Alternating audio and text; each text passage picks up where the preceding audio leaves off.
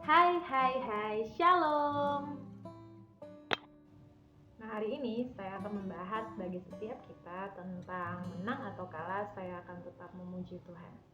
Nah, teman-teman, seberapa banyak dari kita yang terus memuji Tuhan ketika situasi yang buruk terjadi dalam kehidupan kita? Apa teman-teman akan tetap memuji Tuhan ketika teman-teman disakiti oleh orang lain? Atau mungkin teman-teman kalah dalam satu pertandingan? Atau mungkin ketika keluarga teman-teman berantakan, atau pula ketika kamu diputuskan oleh orang yang kamu cintai. Apa kamu akan tetap memuji Tuhan, menghormati Dia, memuliakan Dia, atau kamu akan melupakan Dia, menyalahkan Dia, dan kamu berpikir bahwa Dia adalah Allah yang begitu tidak mengasihi hidup, dan kamu menjadi curiga tentang kasih-Nya yang melimpah bagi hidup. Nah, hari ini saya akan berbagi bagi teman-teman.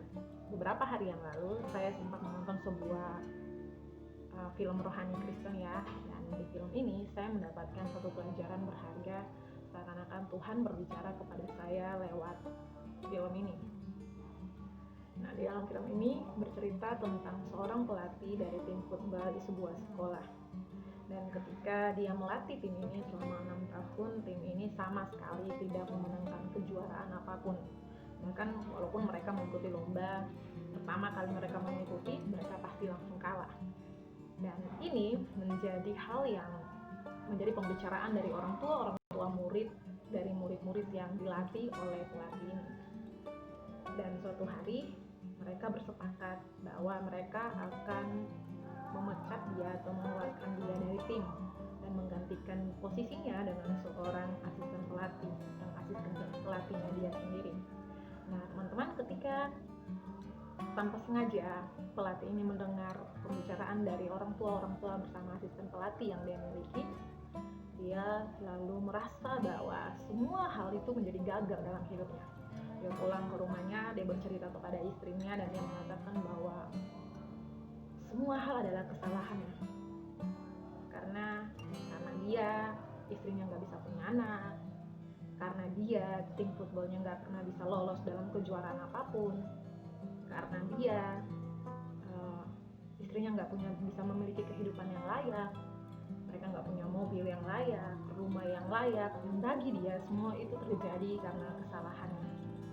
Lalu ketika dia menangisi keadaannya, hal yang istimewa adalah dia datang kepada Tuhan. Dan malam itu dia berdoa sendiri pada Tuhan, dan keesokan paginya dia mulai berbicara pada Tuhan. Dia katakan kepada Tuhan bahwa situasi yang dia hadapi, masalah yang dia alami, dia tidak ingin melupakan Tuhan sama sekali. Dia tetap akan mengasihi Tuhan walaupun dia tidak akan memiliki anak.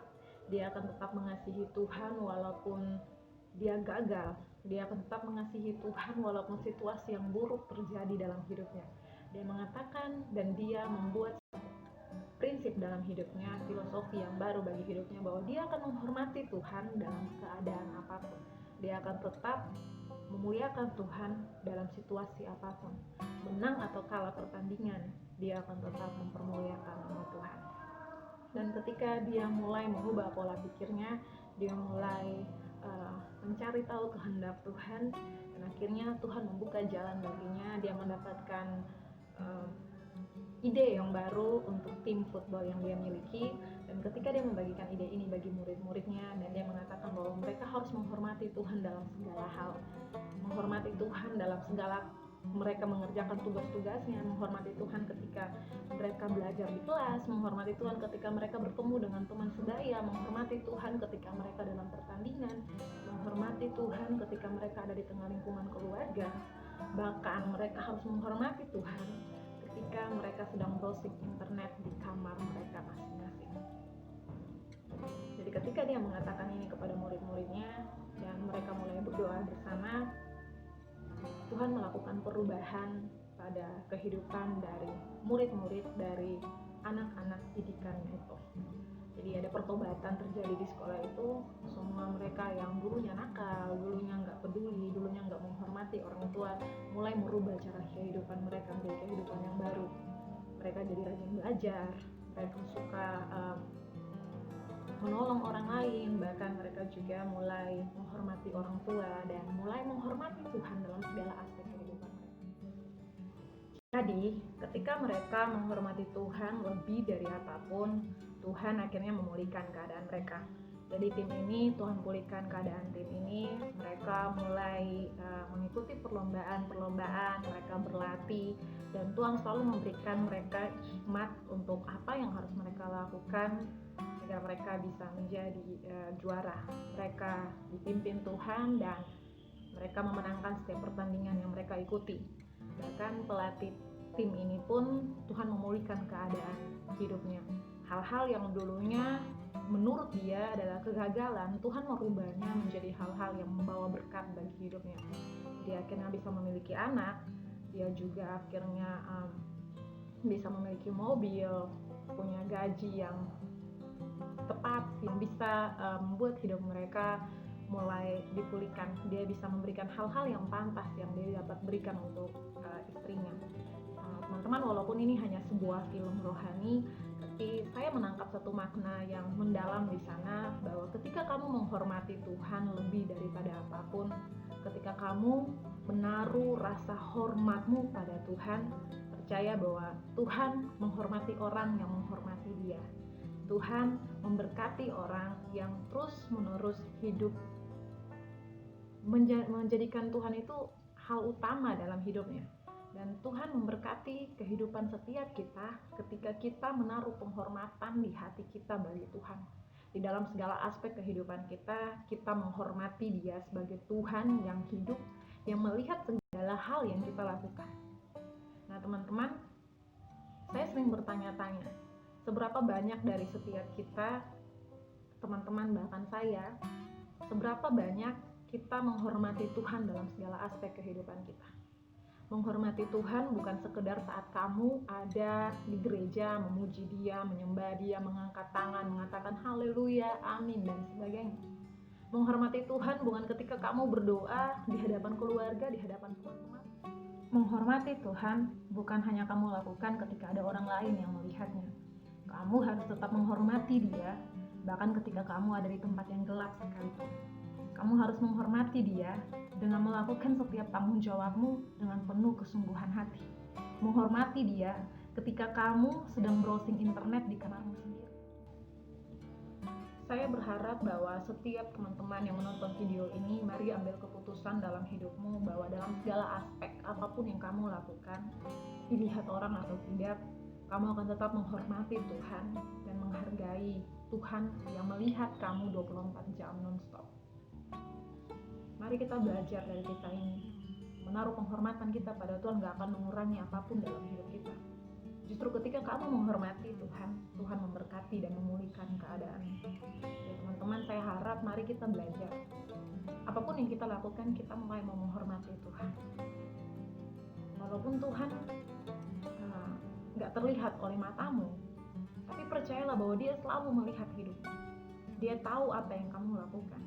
Dan Dia rindu bahwa sepanjang hidupmu, kamu menghormati Dia. Itu yang pertama yang bisa saya bagikan buat teman-teman. Yang kedua dari kisah di film ini adalah bagaimana mereka terus memuji Tuhan, memuliakan Tuhan dalam segala hal. Pelatih ini mengatakan bahwa ada anak atau nggak ada anak, dia akan tetap mempermuliakan Tuhan. Bahkan dia mengatakan kepada tim yang dia latih, menang atau kalah, kamu harus tetap memuji Tuhan. Ini hal yang luar biasa. Terkadang semua kita di dalam kehidupan yang kita alami, hal-hal yang baik yang membuat kita mau memuji Tuhan. Ketika kita bisa sukses dan berhasil dalam pendidikan, kita memuji Tuhan. Ketika kita berhasil dalam pekerjaan, mendapat kenaikan pangkat, mendapatkan gaji yang lebih besar dari awal kita masuk kerja, di situ kita memuji Tuhan. Ketika kita bisa membeli rumah, ketika keluarga kita baik-baik saja, kita sehat, kita memuji Tuhan. Tapi seberapa banyak dari kita yang saat kamu melakukan semua hal yang bisa kamu lakukan dan semuanya gagal dan berantakan, gak seperti yang ada dalam ekspektasimu, apa kamu akan tetap memuji Tuhan? Jadi mari teman-teman kita belajar untuk memuji Tuhan dalam keadaan apapun, mempermuliakan Dia bahkan ketika keluarga kita berantakan sekalipun. Bahkan ketika kamu sakit dan terbaring lemah di rumah sakit. Bahkan ketika kamu putus cinta dan ditinggal oleh orang yang kamu cintai. Bahkan ketika kamu mungkin gak berhasil dalam pekerjaanmu. Mari tetap utamakan untuk memuji Dia. Mempermuliakan nama Tuhan dalam keadaan yang buruk. Di situ bukti bahwa rohanimu menjadi rohani yang dewasa. Dan Tuhan gak akan tutup mata buat orang-orang yang demikian. Justru firman Tuhan katakan bahwa Tuhan melihatnya. Dia mengambil setiap rasa sakitmu dan Dia menyelesaikannya bagimu. Jadi mari kita belajar mempercayai Tuhan dan mempermuliakan Dia dalam segala aspek kehidupan kita. Baik menang atau kalah, sehat atau sakit, diberkati atau mungkin berkat itu belum sampai padamu, mari tetap permuliakan Tuhan. Ada 2 tokoh dalam Alkitab yang ingin saya bagikan buat teman-teman tentang bagaimana kehidupan mereka mempermuliakan nama Tuhan bahkan ketika keadaan buruk yang mereka alami. Yang pertama ada Ayub di sana. Nah, teman-teman kalau tahu tentang Ayub, dalam kitab Ayub pasal 1 ayat 1 dan seterusnya, di situ menceritakan bagaimana kehidupan Ayub yang sungguh-sungguh hidup benar di hadapan Tuhan. Dia menjadi orang yang jujur di zamannya, orang yang diberkati Tuhan karena dia selalu berusaha menaruh penghormatannya kepada Tuhan dalam segala aspek kehidupannya. Bahkan ketika anak-anaknya melakukan pesta, dia yang memberikan persembahan korban penghapusan dosa. Karena dia takut kalau anak-anaknya ini berbuat dosa ketika mereka berpesta ria dan menyakiti hati Tuhan. Dia melakukan hal-hal yang benar di mata Tuhan. Tapi pencobaan tetap datang dalam kehidupannya. Iblis gak tinggal diam ketika kamu hidup di dalam Tuhan. Dan ketika iblis mulai mencobai dia, ada satu kalimat yang bukan kalimat yang sama bahwa Tuhan yang memberi, Tuhan yang mengambil, terpujilah nama Tuhan. Dan saya harap teman-teman mempelajari ini bahwa situasi yang buruk yang Ayub alami, dia kehilangan semua harta bendanya, dia kehilangan anak-anak yang dikasihi. Mungkin kalau satu yang mati mungkin masih ada yang lain, tapi dia kehilangan semua hal yang dia miliki. Bahkan istri yang dia cintai menyuruh dia untuk mengutuki Tuhan dan mati saja. Tapi apa yang dia lakukan? Dia tetap memuji Tuhan, dan dia dikatakan di dalam firman Tuhan bahwa dalam segala hal yang dia alami, Ayub tidak berbuat dosa atas apapun yang terjadi dalam hidupnya. Dia tidak marah, dia tidak protes, dia tidak mempermalukan nama Tuhan, dia bahkan memuliakan nama Tuhan. Nah teman-teman, ini satu contoh yang luar biasa yang bisa kita contohi dalam kehidupan kita. Mungkin teman-teman akan berpikir, kalau ngomong aja nggak perlu mengalami pasti nggak bisa. Tapi saya mau katakan bahwa kamu harus belajar dari hal-hal sederhana dalam hidupmu. Mari permuliakan nama Tuhan, memuji Dia, baik keadaan yang baik maupun keadaan yang buruk. Karena mengeluh nggak akan menyelesaikan perkara dan masalahmu. Tapi ucapan syukur akan membuat kamu kuat dan membuat kamu bisa memandang Tuhan yang hidup, yang punya rencana yang besar buat kehidupanmu. Karena firman Tuhan sendiri berkata bahwa rancangan Allah adalah rancangan damai sejahtera yang mendatangkan kebaikan. Bahkan rancangan yang penuh dengan pengharapan bagi setiap kita yang percaya dan mengasihi Dia. Nah, tokoh Alkitab yang kedua adalah Daud. Kalau teman-teman baca kisah kehidupan Daud, ketika dia diangkat Tuhan, diurapi menjadi seorang raja, Daud gak langsung aja menjadi raja. Ada banyak hal yang dia alami dalam kehidupannya. Bahkan dia dikejar oleh Saul. Dia dikejar berkali-kali untuk dibunuh oleh Saul. Yang paling menyedihkan adalah anak kandungnya sendiri berusaha untuk mengkudeta dia dari kerajaan, dari apa yang dia miliki. Nah teman-teman, apakah Daud marah? Dia protes lalu berkata bahwa Tuhan gak baik, bahwa apa yang Tuhan lakukan itu buruk baginya? Gak sama sekali. Bahkan firman Tuhan dengan baik mencatat di sana bahwa Daud terus menyanyikan mazmurnya bagi Tuhan, bahwa Tuhan yang Tuhan lakukan baginya adalah baik. Mazmur Daud pasal 23, di sana dikatakan bahwa dalam lembah kekelaman sekalipun Daud tetap percaya bahwa pertolongan Tuhan ada baginya. Itu bukan situasi yang menyenangkan. Dia dikejar-kejar musuh, dia dikejar sendiri oleh anaknya, tapi Daud tetap memuji Tuhan. Dia tetap percaya bahwa rancangan Allah yang besar, rancangan Allah yang hebat sedang Allah kerjakan dalam hidupnya. Bahkan ketika dia dikutuki oleh musuh-musuhnya, dia mengatakan kalau itu Tuhan izinkan terjadi baginya, apa yang harus dia lakukan? Hal yang luar biasa, teman-teman. Satu contoh kedewasaan rohani yang harusnya kita miliki sebagai anak Tuhan. Mari saya harap teman-teman yang menonton video ini hari ini, milikilah dua hal ini dalam hidupmu. Yang pertama, hormati Tuhan dalam segala aspek hidupmu. Dan yang kedua, pujilah Tuhan walaupun keadaanmu buruk, walaupun keadaan tidak seperti yang kamu harapkan. Nah, itu saja yang bisa saya bagikan buat teman-teman lewat video ini, dan saya harap teman-teman tetap menghormati Tuhan dalam segala aspek kehidupanmu, belajar bersyukur untuk segala hal yang Tuhan izinkan terjadi dalam hidupmu, baik dalam keadaan buruk dan dalam keadaan yang menyenangkan sekalipun. Mari tetap memuji Tuhan. Dan Yesus memberkati dan menyertai kehidupan semua kita. Sampai jumpa lagi di video yang